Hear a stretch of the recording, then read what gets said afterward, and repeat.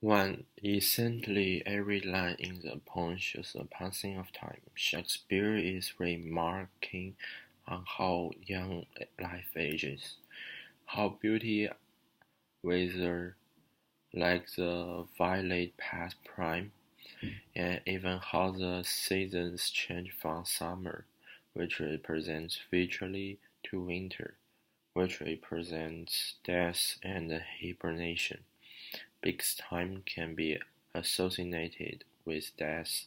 Repeating the concept of time's passing in each line creates an intensely gloomy atmosphere. 2.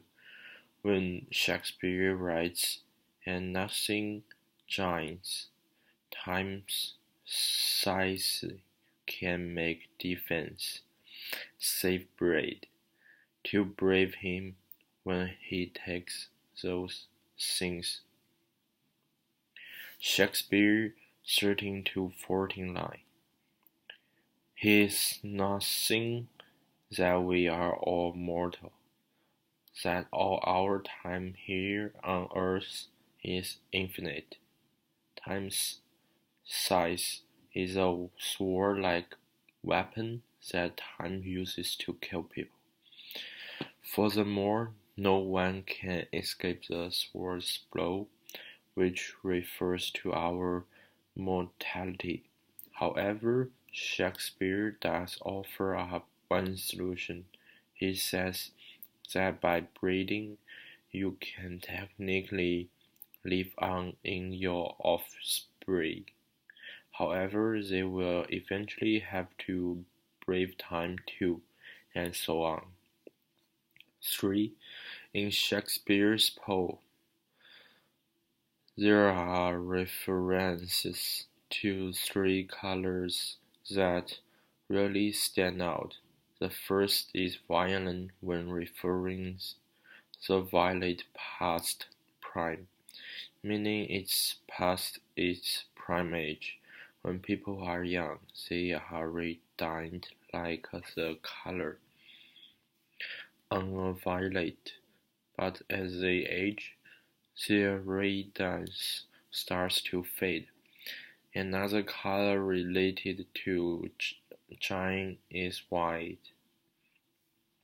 For example, Shakespeare mentions a woman's sepulchres or silver over with a white. As we age, or as time passes, if we don't bleed, then our hair usually starts to gray or turn white. Lastly, as mentioned, in the summertime, green is a color that represents strength and health. If the green is all girded up in shapes, it probably means fall is on its way. It symbolizes the seasonal changes from death to life, and vice versa with the seasons. 4.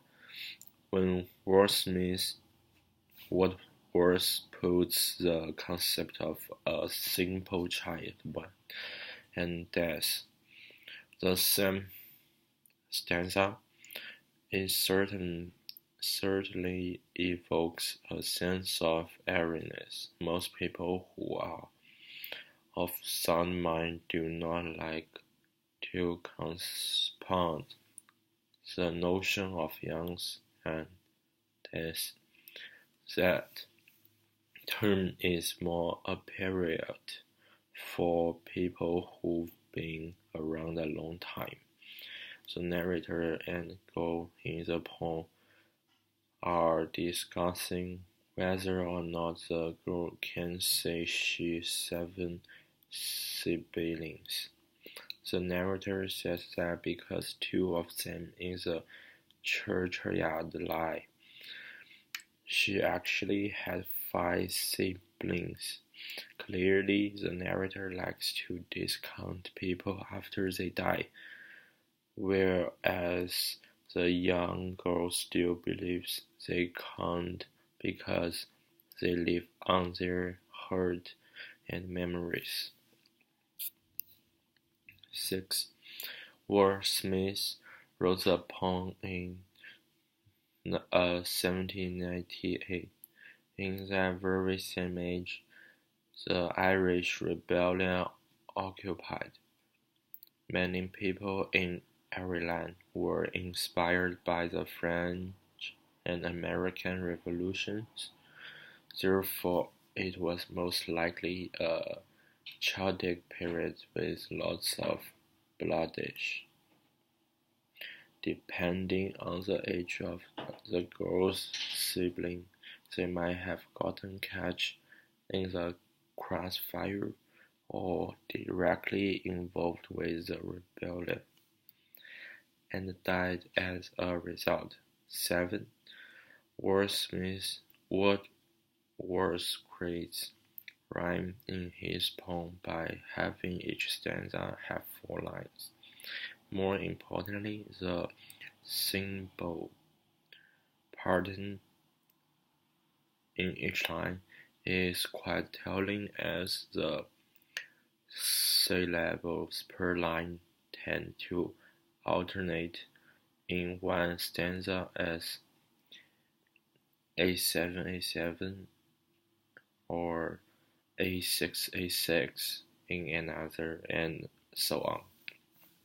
In addition, with the AB AB CD CD EF EF rhyme scheme pattern, one can anticipate the next word if they are following the dialogues closely, which helps to keep the rhyme going.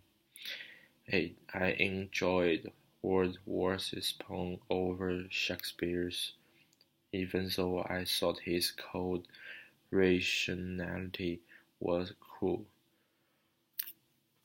especially as he asks, what should she know of death? I enjoyed the dialogue and the rhyme, while Shakespeare's poem had rhyme because it follows a consistent meter. The rhyme was less pronounced. There was plenty of beauty imaginary, but its message became a little too repetitive.